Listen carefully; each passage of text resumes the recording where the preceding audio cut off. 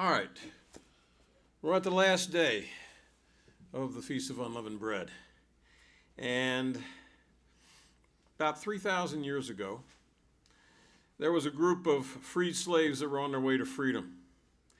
And some traditions have it that it was on this day. I have no idea, really. But the point is, it's part of the celebration of the feast days. It was around this time of year.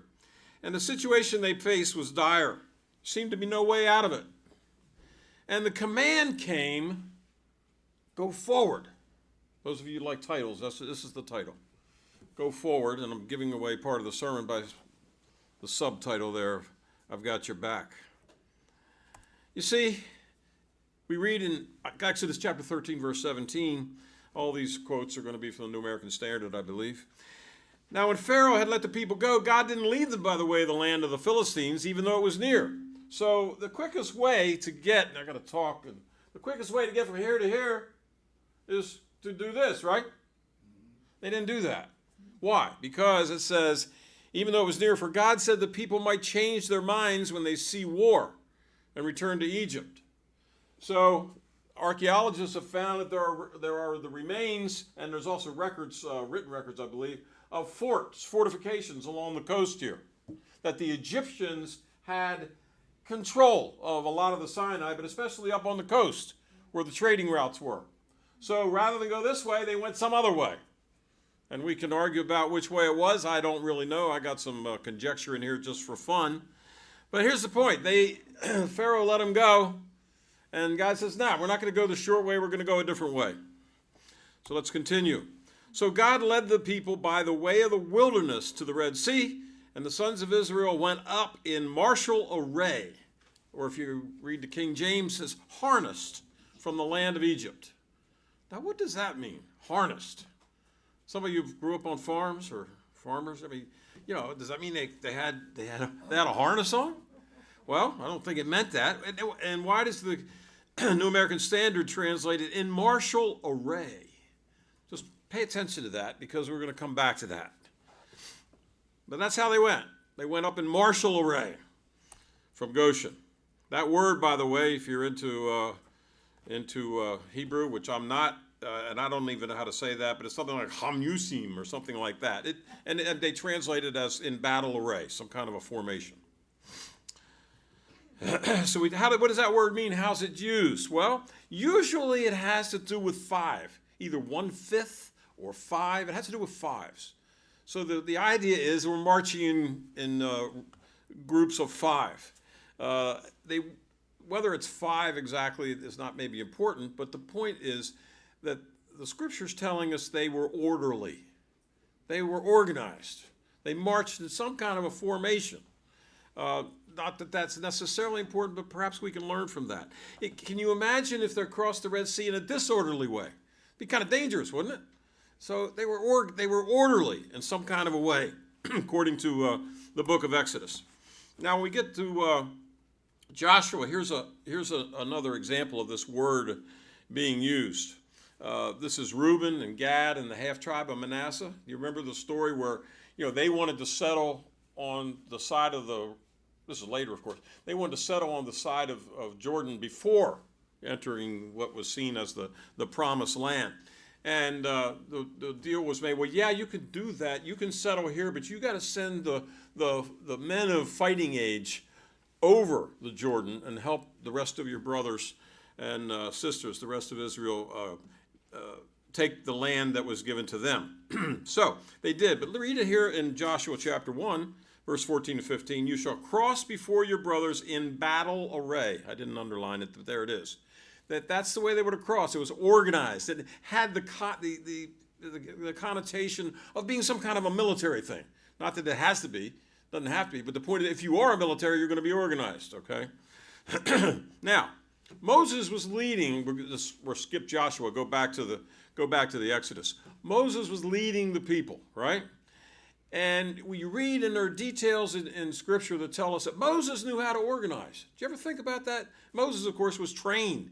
God made him ready in a lot of ways that I don't have time to go into, especially hearing about Jeff and the sermon. I don't even know what I can do here, but I'll keep an eye on my watch. But Moses knew how to organize. When Stephen was talking in that long, his long apology, they call it, meaning he's a defense of the gospel as he understood it, he's going to go through Israel's history. And Stephen said, Moses was educated in all the learning of the Egyptians, and he was a man of power in words and deeds.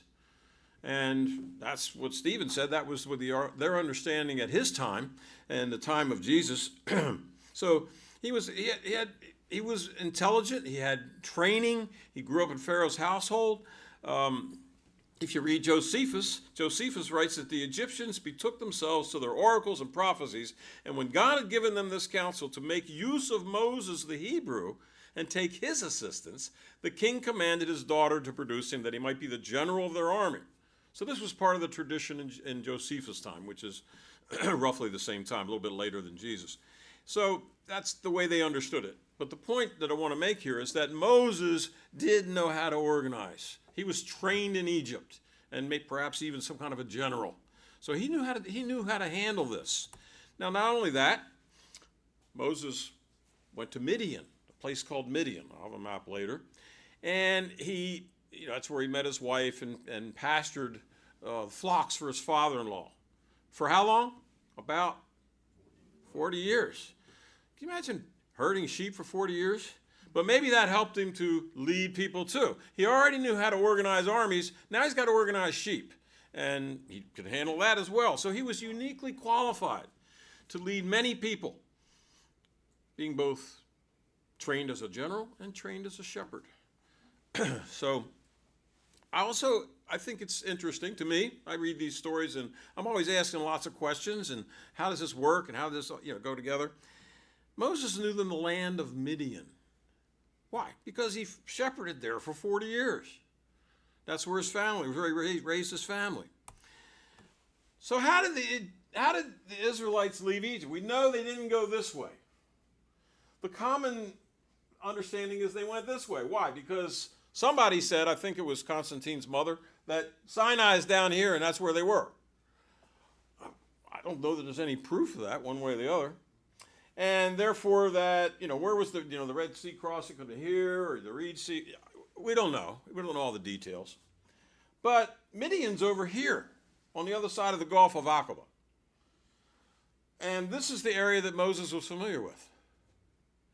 And I don't think I have these details in here, but this is the area where he was shepherding when he saw the burning bush.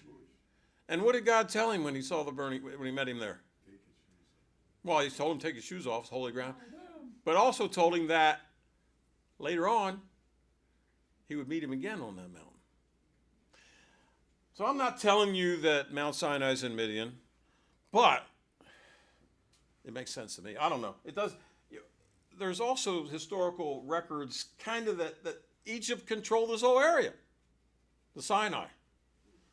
So for what that's worth anyway. And if they controlled it, then the Israelites would have been walking around in there for 40 years. That doesn't work. It doesn't really matter. To me, it's interesting. I don't know if it's interesting to any of you. I like maps. I love maps, and some of the people back home like them. So, especially the kids, and the young people, they like that. So, Moses spent a lot of time in Midian, and I had a circle there. Sorry. A lot of time in Midian. And it says here, to get back to where they went, we don't know exactly how they went, but we'll come back to that. They set out from Sukkot, camped in Etham, and I don't know where all these places are, on the edge of the wilderness. And the Lord, or Yahweh, was going before them in a pillar of cloud by day to lead them on the way, and a pillar of fire by night to give them light, that they might travel by day and night. And he didn't take away the pillar of cloud by day or the pillar of fire by night from before the people. So this is a constant reminder of what? Yahweh's there. God's there. He's right there with them. And that's comforting. We have him actually living in us. We don't have the pillar in the clouds inside. That's even better. It's a blessing. In Exodus 14, it says that Yahweh spoke to Moses, tell the sons of Israel to turn back and camp before these places again, between Migdol and the sea. Camp in the front of Baal-Zephon. Don't worry about these details. Just painting a picture. Just paint a picture here. opposite by the sea. For Pharaoh will say of the sons of Israel, they're wandering aimlessly in land. The wilderness has shut them in. I'm going to harden Pharaoh's heart. He will chase after them, and I, Yahweh, will be honored through Pharaoh and all his army. And the Egyptians will know that I am Yahweh. They say, who is Yahweh? Why do I need to listen to him? Well, they're going to learn. And they had been learning through the plagues. And they did so. When the king of Egypt was told that the people had fled, Pharaoh and his servants had a change of heart, once again. Toward the people they said, what is this we've done? We've let Israel go from serving us. I just got a little bit more to read here. So he made his chariot ready, took his people with him, took 600 select chariots. Now, what's a chariot? A chariot is like a tank in the ancient world. Everybody else is walking around. And you've got a chariot, you got a horse pulling you. You're the advanced tech weapon. And the Israelites had nothing. Nothing. They had God, of course. But I mean, in terms of physical weapons, they didn't have anything. So he took 600 select chariots and all the other chariots of Egypt with officers over all of them. And Yahweh hardened the heart of Pharaoh, king of Egypt. He chased after the sons of Israel, and the sons of Israel were going out boldly. Then the Egyptians chased after them with all the horses and chariots, his horsemen and his army, and overtook them camping by the sea by Pi-hahiroth or whatever, in front of Baal-Zephon. Okay? So where were they? Where were they exactly? Can we find this on a map? Oh, I don't think so. I don't know. I got an idea, though, that I want to share with you. Again, it's not important, but I just want to give you I want to paint a picture here. I want to paint a picture. It says they had these mountains, they had the sea, they had the army behind them. So you see what you got here. They're in kind of a box canyon. They can't, what can they do?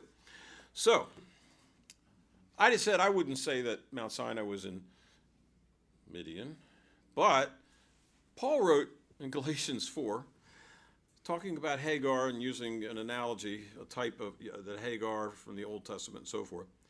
This Hagar is Mount Sinai in Arabia and corresponds to the present Jerusalem, for she is in slavery with her children. So he's as he does, uses types from the Old Testament to paint a picture for the church at that time as what was going on. But this isn't Arabia. This is Sinai. Arabia's over here. This is the Arabian Peninsula. So take it for, with a grain of salt, but this is Midian. This is where Moses was. This is where God said he would see him again. And this is Arabia. So I got Paul on my side too. I don't know. But what's interesting is over here there's some topography that makes sense to me. That makes sense when you put all this together. It doesn't really matter where it was, but what was the situation? They're stuck. They're stuck. They're between a rock and a hard place and a sea. All right? So, there's something about the geography here that I want to show you. And I got some pictures here. So, there's some people think maybe they crossed the sea over here. I don't know. But, see that picture? That's actual picture of some place over here. And whether that's the place or not, I think this is the picture the Bible paints. You've got mountains, you've got a pass, and you've got a sea. And what's back here? The Egyptian army, chariots. So, if it wasn't here, if it wasn't there where I have it on the map, doesn't really matter. It was something like this. And I thought about that when it talks about why the mountains skip like rams. I said there's a Passover down in Fort Lauderdale or Miramar, and we sing that song where the mountains skip like the hills skip like lambs, the mountains skip like rams. I think are mountains skipping? And what? And somebody Mike says, well, that's poetic. Well, yeah, it is poetic, but the picture is no matter what the obstacle is, a mountain just it skips out of the way. It's not really an obstacle when God is with you. All right, that's part of the picture that's being painted there. But here's the escape route. There's something in the way, isn't there? Water. So that's a problem. And they're stuck. And we read as Pharaoh drew near, the sons of Israel looked, and behold, the Egyptians were marching after them. And they became very frightened. Yeah, I can imagine that. And the sons of Israel cried out to the Lord. They said to Moses, this is typical. They just been, they celebrate and they're happy. And then the next minute, is it because there weren't any graves in Egypt that you brought us out here? So, and I would have said the same thing. Probably you would have also. They didn't understand. It's not in that sense, it's not their fault. But it's a lesson there for us. Why have you dealt with us in this way, bringing us out of Egypt? Isn't this what we told you in Egypt, saying, leave us alone so that we can keep serving the Egyptians? It'd been better us to serve them than to die here in the wilderness. So they didn't have any faith, and that's the way it was. Moses said to the people, don't fear. Stand by and see the salvation of Yahweh, which he will accomplish for you today. For the Egyptians whom you have seen today, you won't see them again forever. The Lord, Yahweh, will fight for you while you keep silent. You ever think about that phrase? Moses had been trained as a general. He had apparently led armies. He'd also been a shepherd for 40 years. But the Bible doesn't say anything anywhere about him learning how to keep people quiet. And here it says he's telling Israel to be quiet. And they didn't do that too often, at least what you read in Numbers and Exodus is like they're always complaining about something. So it was a test for Moses, I would imagine. Moses says that Yahweh will fight for you while you keep silent. Then Yahweh said to Moses, why are you crying out to me? Tell the sons of Israel, the people of Israel would say, the children of Israel would say in the King James, tell them to go forward. All right, so there you are, something like this. And there's an army behind you. And the God who brought you out of Egypt says, march forward. It doesn't say what they said. But I bet you they weren't all that silent. I wouldn't have been. It's like, march where? But that's what they were told. Go forward? How does that work? But then God revealed it, didn't he? Chapter 14, verse 16. He tells Moses to lift up your staff, stretch your hand over the sea and divide it. Not that Moses divided it, but he did this, so showing that God's working with Moses. And the sons of Israel go through the midst of the sea on dry land. A definite miracle. And as for me, behold, I will harden the hearts of the Egyptians so that they will go in after them. And I'll be honored, as he had said before, through Pharaoh and all his army, through all his chariots and horsemen. And the Egyptians will know that I am Yahweh. They won't be asking, who's Yahweh anymore? Why should I listen to him? Why should I let the people go? But where was this Egyptian army? Behind them, right? Israel's like, they're march forward. Okay, there's water there. Mountains that they can't cross. I don't know if they look like those mountains, but and behind them is an army. How's this going to work? Go forward. This picture's from the 1800s. It's a British artist. And this is his idea of the cloud. You've got the pillar of the cloud and the fire and so forth. And if we read, continuing in Exodus 14, it says the angel of God who had been going before the camp of Israel in front, leading them, right? That pillar, went around behind them. Went around behind them. The pillar of cloud moved from before them and stood behind them. So this is an artist's rendition, of how it make things a little mucky, couldn't see. Came between the camp of Egypt and the camp of Israel. And there was the cloud along with the darkness. And yet it was a cloud to the Egyptians, but it gave light to the Israelites. And one did not come near the other all night. So this cloud protected the Israelites and separated them from the Egyptians all evening. All evening. Excuse me. Went behind them. And that word behind and getting behind, that's a word that I'm going to mention later. It has to do with just being behind, rear, and toward the rear. And we'll see that again. It's also used in different senses. Continuing in Exodus 14, Moses stretched out his hand over the sea. Yahweh swept the sea back by a strong east wind, turned the sea into dry land. The waters were divided. And lucky enough, we have a satellite view of this. I didn't realize it existed. And it looks something like this. Obviously, I jest. The sons of Israel went through the midst of the sea on dry land, and the waters were like a wall to them on their right hand and on their left. And the Egyptians took up the pursuit. And all Pharaoh's horses, his chariots, and his horsemen went in after them into the midst of the sea.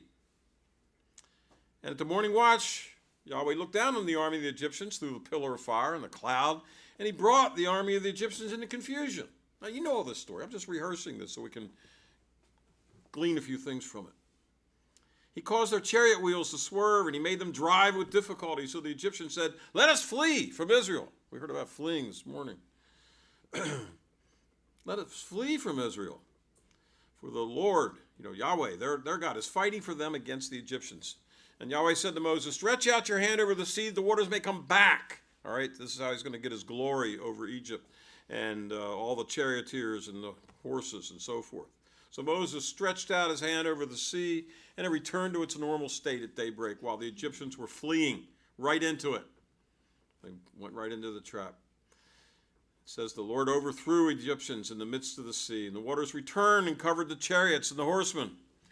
Even Pharaoh's entire army that had gone in the sea after them, not even one of them remained. Moses said, you won't see any of them again forever. Not alive, anyway. Thus Yahweh saved Israel that day from the hand of the Egyptians, and Israel saw the Egyptians dead on the seashore. What an amazing story. But I want to think about this just a little bit. I'm the kind of person, few of you that know me here, I'm always asking questions. My father said, you're like a Philadelphia lawyer. I'm not sure what that meant, but it had to do with I was always asking questions and probably quibbling with the answers. I don't know. God led Israel. God's route was not the most obvious one. It wasn't the straight shot to Canaan. And yet, when Israel was trapped, he issued the instruction, move forward. Move forward. Although there was danger behind, though. Israel was not to worry. Why? Because God had their back, didn't he? It says that cloud moved around behind them and protected them. God had their back. Now you figure out where I'm going with this. What's this have to do with us? What's this have to do with you and me? Why is this in there? Well, it could be a lot of reasons. I can't say I can give all the reasons, but I'll give you a few. I'll give you a few. You're on a personal exodus out of sin. We all are. We've been rehearsing that all week long. Can I safely and confidently focus on the opportunities ahead of us? Can we focus on that and not worry about the threats back here? Can we? Well, that's something to think about. Just a quick trip back to Joshua, when the Israelites were marching around Jericho. It's interesting how the New American Standard translates the same word as the cloud moving to the rear. It says that when Joshua had spoken to the people, the priests are carrying the 7 trumpets of ram's horns. They went forward, blew the trumpets, and the Ark of the Covenant of Yahweh followed them, and the armed men. So they had some men that were actually looked like an army that were marching before them. Then you had the priests who blew the trumpet. And then it says the rear guard came after the ark. That's the same word, rear guard. So in the Hebrew and in the Bible, this same word, it's talking about the cloud that moved behind them, is talking about a rear guard. It's protection. It's a component of an army. If you would look at a typical Roman legion, this is not as ancient as Israel, but it's still ancient warfare. If you look at a Roman legion that's prepared for battle, this is what it looked like.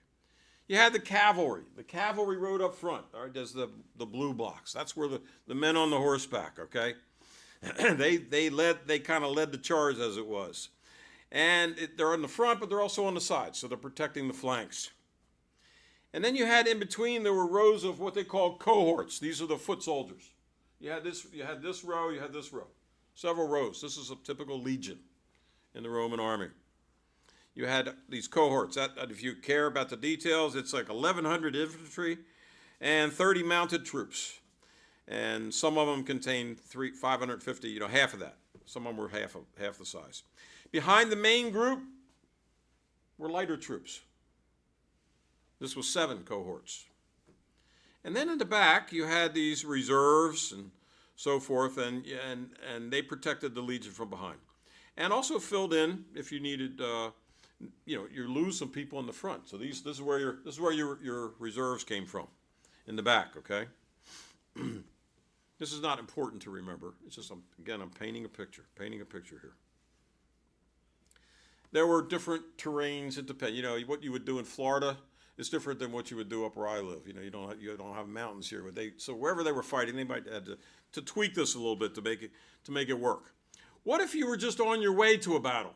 You knew you're Caesar and you're taking your your army up to Gaul to fight about something or other. So what was it like then? Well, this is the arrangement of that same battle group if they're traveling. You have people in the front, and you have people in the back, and you have people in between. Who are these people? Well, in the front you had the cavalry, all right, those blue, they're still in the front. And then you had the cohorts, the main troops, the marching troops. You had a lot of them. Right in the center.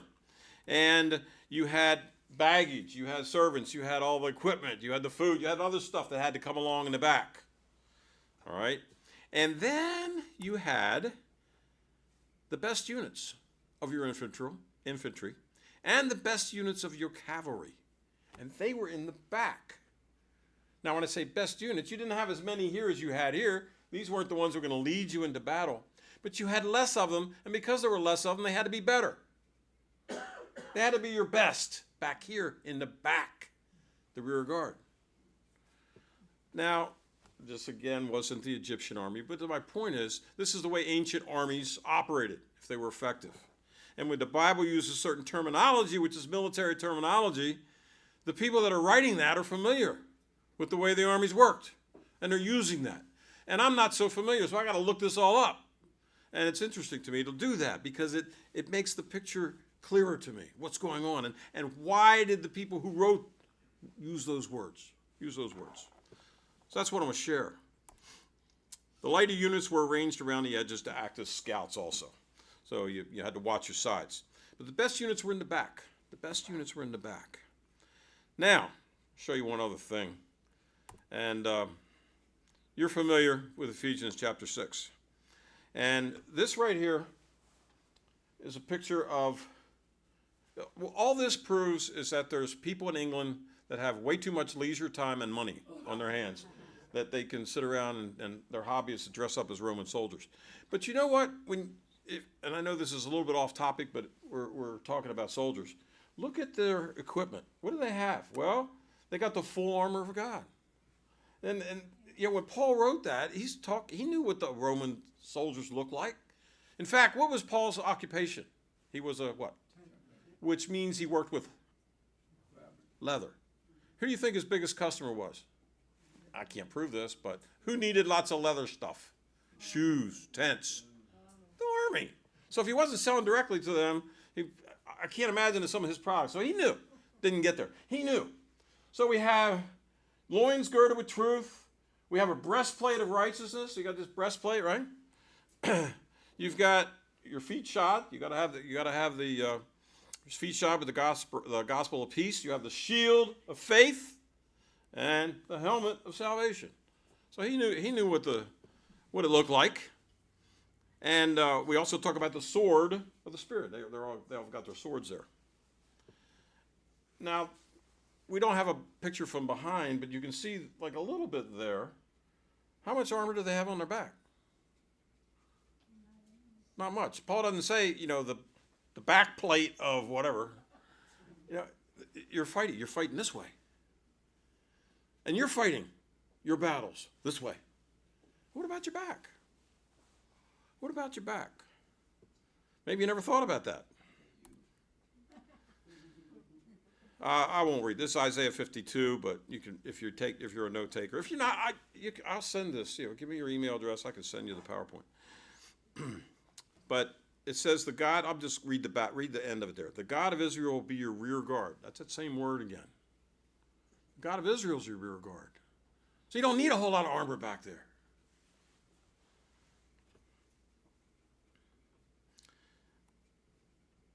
When we worship during the spring holy days, we talk about a lot of things. But on this day, and kind of when we move on past the holy day season, and count down toward Pentecost, it's kind of like we're walking. We've left Egypt. Now we're going, right? We're going. And we're ready to face whatever. I don't know what you're going to face. You don't know what you're going to face, maybe. And you don't know what I'm going to face. But we're going to face. And God says, go forward. Go forward. Because I've got your back. Do you feel that way? You're comfortable. Are you comfortable with that? I'm not saying, whether you are or you aren't, I don't know. But sometimes, this is human. To think, oh yeah, I need to get out there. I need to do this. But, and then you turn around and look. What's behind the curtain? What's, everything. Because why? Well, we're naturally a little bit concerned. But God says, go forward. I've called you to be on a journey. And you've got to go this way. And he also says, he's got our backs. He's got our backs. That should make us feel pretty comfortable. Oh, yes, comfortable is the wrong word. Confident, I should say. You're not comfortable in battle, I guess, but you can be confident.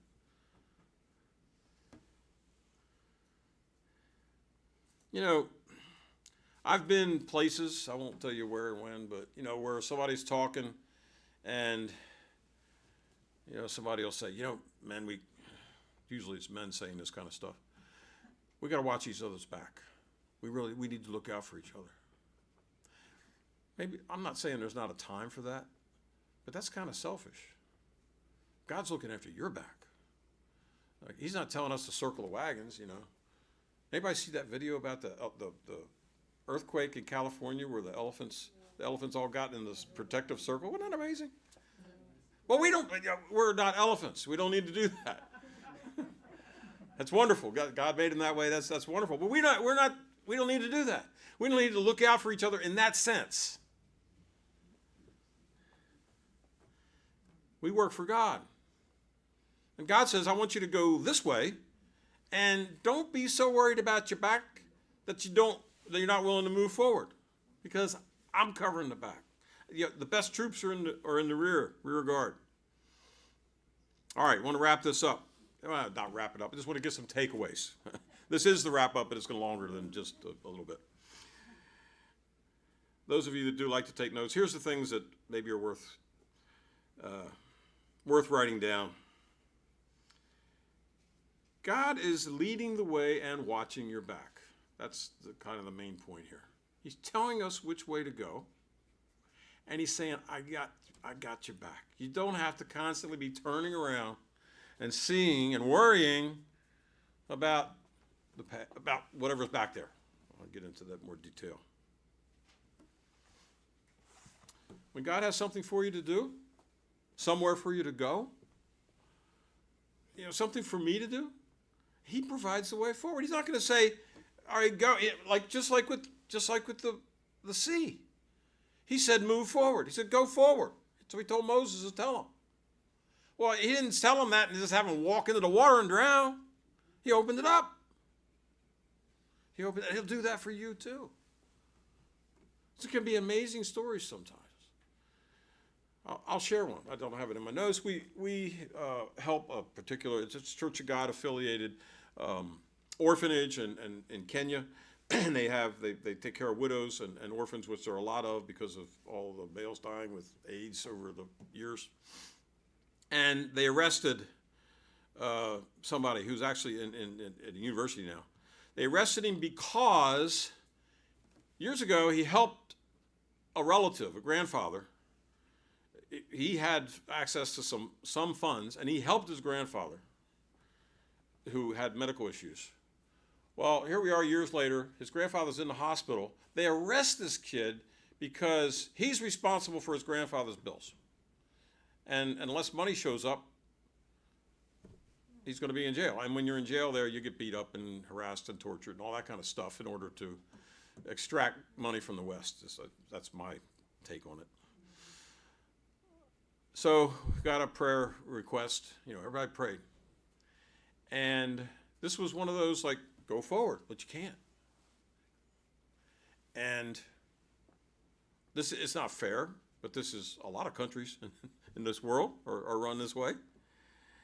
And many of us prayed, some specific prayers. And anyway, long story short, even though the authorities had decided to arrest him and did arrest him, had him in jail, and as far as I know, there were no beatings, but that's usually what follows. Somebody got involved, and this was particularly what I prayed about, and I think others probably did too. I'm thinking, not everybody is as corrupt. God, please put somebody in the chain of events here that has a heart. And sure enough, that's exactly what happened. The sea parted. And somebody in some authoritative position said, "It's wondered that you've helped him before, and if you can help him again, please do," and they let him go. All right, why'd I bring that up? Because sometimes it seems like there's no way forward. We're facing the same thing in Haiti. Sometimes it's like, well, there is a way forward, but it's not really a good one. It's tough. It's tough. And you can't always be exactly sure what God wants you to do, but he wants you to do something. So you go ahead and move forward. God provides a way. If he's got something for you to do, he parts the sea. Even when it seems like it's impossible and the sea isn't going to be parted. And that's a wonderful thing. Tell the children of Israel, go. Why are you bothering me with this? Go. Of course, then he told him to part the sea. And the important thing, though, is that you don't have to worry about what's behind. He's protecting you from the rear. That cloud moved around. Excuse me. Secondly, this is the way I worded it. God has a vested interest in your success, and he will stick with it to see you through. In other words, he's given you a job, or a challenge, or whatever it is. He's allowed you to have a challenge. Maybe he hasn't given it to you directly. He's going to see you through that challenge. He's not going to abandon you. He will stick with it. Now, how do we know that? Well, Paul wrote in Philippians chapter 1, I'm confident of this very thing, that he who began a good work in you will perfect it until the day of Christ Jesus. And perfect, a lot of times in the Greek there, it just means complete. He's going to complete it. He started it, he will finish it. And that applies to you and applies to me. And I've heard, if you've been around long enough, I've been 60 years in this church tradition, and I've heard people say over the years many times, I don't know if I'm going to make it. Right? You've heard that? You heard people say that? Don't say that. Don't believe that. God says he's going to see you through. He doesn't pick you so he can lose. That doesn't make any sense at all. But sometimes we've heard that. I've even had, unfortunately, pastors that say things like that in the past. Paul was confident. And you read the letters he wrote to some of these churches, and they had big problems, but he was still confident. Because God finishes what he starts. He didn't just open up the sea a little bit and let them in and then drown everybody. He opened it up and let them through on dry land. He made the way. He made the way. Hebrews 12, first couple of verses. Therefore, since we have so great a cloud of witnesses, all those heroes in chapter 11, surrounding us, let us also lay aside every encumbrance. Don't all the stuff we carry with us. Lay it aside. The sin which so easily entangles us. Let us run with endurance the race that is set before us, fixing our eyes on Jesus, the author, the beginner, starter, whatever you want to call it, and perfecter, which is, again, that word means complete, finish. God starts it, and he's going to finish it. And he promises that. We don't always know exactly the route, just like I can't figure out which way the Israelites went for sure. But the route doesn't matter. What matters is where you end up. Okay. I didn't number these, but I think this is 3. And this is a big one for some people. Some more than others because of circumstances. And the older I get, the more I'm aware of this and understand it. But thanks to Jesus, the past is the past. Leave it there. Now, some of you have got a room this big, this many people. Some of you have had some really bad things in your past, or hard things, or trying things. And I'm not saying you just got to let that go. We do have to kind of let it go, but it's there. It's in our brains. We can't change it. But sometimes sometimes in ways that we can control, like what we think about, what we meditate on, what we talk to others about. Sometimes it's very difficult for us as humans to let go of the past, to let go of the offenses, to let go of the bad, to let go of the effects of abuse. I've got, good friends that suffered abuse in their home as children, serious abuse, and it affects their lives. But they got to move on. God says, go forward. I've got you now. I'm protecting you. Maybe God wasn't directly involved back then. So it's difficult. I'm not making light of it. It can be very difficult. But thanks to God saying he's got our back, we can move forward. And we don't need to drag the past up. And I'm not saying you do that. I know I do it. But I need to do that less because God's got something for me to do now, tomorrow, next day. I don't think he's got something for me to do last month. So I don't need to really drag that back up. But it doesn't mean I don't. Sorry. In Philippians chapter 3, verse 13, this is Paul. Brethren, I don't regard myself as having laid hold of it. I haven't made it. I haven't already made it. But one thing I do, forgetting what lies behind and reaching forward to what lies ahead, I press forward on toward the goal for the prize of the upward call of God in Christ Jesus. What's Paul's past? What did he say? What did he write? He says, I did what? Killed Christians. He had to learn to let that go. That had to be hard. But I'm sure that's part of what motivated him. Most Christians today haven't killed Christians in the past. But he did. He had. Maybe not directly, but he sanctioned it. You don't have to be a prisoner of your past. I don't know what your past is. I only know mine. But you don't have to be a prisoner of it. You can move on. God will help you. I'm not saying he doesn't remove all the scars, does he? You've had things happen to you and they still hurt. I can think of things, from 50 years ago that still bother me. We're supposed to be able to forgive ourselves, but it's harder to forget as humans. But we don't have to be prisoners of our past. God wants us to move forward. That's one of the lessons of this day. As far as east is from the west, he's removed our sins from us. We read in the Psalms. So God forgets and forgives. It's tougher for us. Ephesians 4, verse 22 to 24, you can just write that down. But we're renewed. Put on the new self. All right, we have to let that old self go. Easier said than done, I know.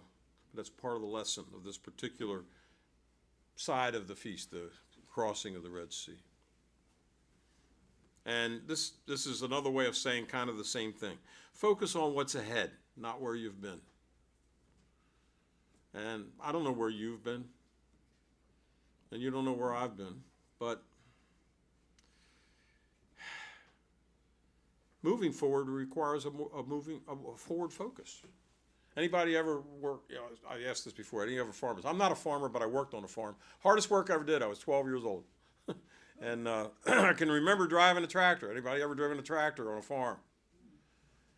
And I'd start daydreaming, and I'm starting. I'm supposed to be plowing, mowing, or baling or whatever. And if you start kind of like get your mind off of what you're doing, that tractor starts doing what it wants to do. You have to have a forward focus. You don't have an oxen up there with some intelligence and know they can stay in the same row. The tractor has some, it's got the power steering he wants to do. But I learned the hard way. Got to pay attention. So you have to focus on what's up there, not what's back here. And of course, God took Israel out of Egypt. He asked them to focus on the future. But what was the problem with them? They got taken out of Egypt, but their hearts, their minds, they were still in Egypt. They didn't have the Spirit. It's, in a sense, not their fault, but we learn from their bad example. But are we yielded to the process, what God is doing with us? And, we already read these scriptures. Why don't we just go back to Egypt? We had it better back there. Well, you and I don't want to do that, of course. We understand that. They wanted to appoint a leader and go back. Lot's wife wanted to go back. And going back to the farming analogy, Jesus said, if you've put your hand to the plow and you look back, you're not fit. You're not fit because you're going to start plowing crooked roads. It ain't going to work. Okay. Be disciplined. Now, I said I'd get back to that. Be disciplined, not haphazard or chaotic. Now, what do I mean by that? Well, Moses led them out in ranks, in file, in military array. They were organized. Now, I'm talking about us. I'm not talking about you organizing your surroundings and everybody at work. And I don't mean that. We need to organize our own lives so that we can be efficient in doing what God asks us to do. Not be so busy and distracted that we can't focus on what God would have us to be focused on. Satan's just got a million ways to get to us in our world today through all different types of influence. And in my opinion, this is my opinion, for a Christian, I don't know if I want to be so definitive, but I want to say that the biggest problem is the distraction. Does that make sense? It's not what we're distracted by as much as it is just being distracted in the first place. And a lot of what we're distracted by is bad. I'm not making light of that. But don't get distracted in the first place. You don't have the time to get distracted by what the world throws at you because you're moving forward. And yeah, the army's back there, but God's got that. He's got that. He's going to take care of that. You're not going to take care of it. I'm not going to take care of it. I can't change the way all this stuff is bombarded at me every day. I can't change that. All I can do is ignore it best I can. And I do. I try.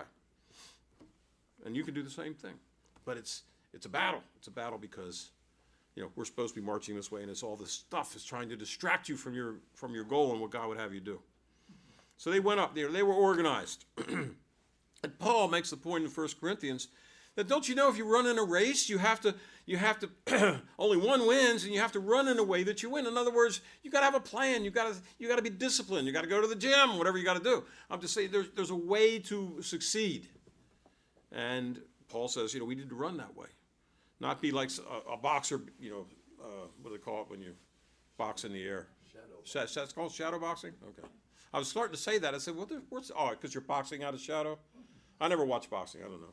When I was in Thailand, the kids, they liked that. So they'd be practicing boxing and kicking it with their feet and all kinds of stuff. So anyway, we don't want to do that. We want to be productive in what we do. And if it's God's work, this might sound really simple, and it is.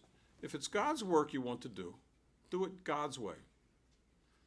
Now, what do I mean by that? Have you ever thought, God wants me to, you don't have to do a show of hands, but there's times when I'm on fire because I see God wants me to do this. And then I go about doing it with man's methods. You ever done that? Does that make sense? Trying to do God's work with man's methods. Because why? Well, because that's what I'm good at. I've given messages, I got one to talk about toolboxes. Jesus, when he battled the devil, he reached into a toolbox that didn't involve answering in like kind, didn't have that attitude like Chuck was talking about. All right, I work with my tools most every day, and I've got different toolboxes, and I know where the tools are, and I'm comfortable with them. And it's the same way with you and me in our spiritual life. We have toolbox. But you know what? My spiritual toolbox has answer back, answer in kind, be mean if somebody being mean to me. That's the human toolbox. I got that. I have a toolbox like that. And I know where all the tools are. I don't even have to look. I know which drawer to open in. I know what. But God calls us to something else, and Jesus gave an example that we need to reach from a different toolbox now, because Jesus is living in us, and there are different tools that work better. Not just better, they just work because the other ones don't. So if you have something to do, like they had to move forward, they had to do it the way God instructed. Oh, yeah, you raise your staff and all that kind. And be quiet. Apparently that was part of it.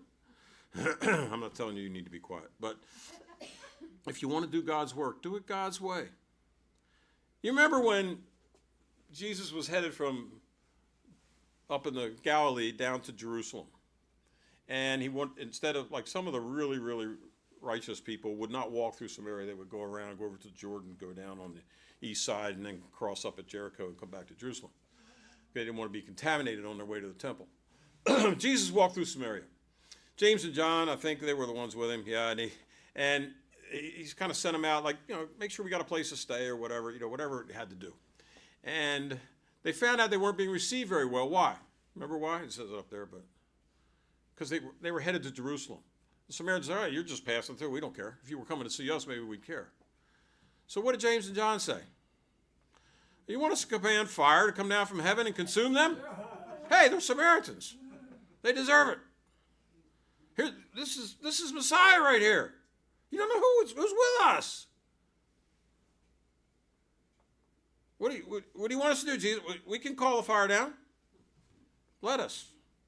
That's why they're called sons of thunder, right? Thunder and lightning, apparently. Jesus said, you don't know what kind of spirit you're of.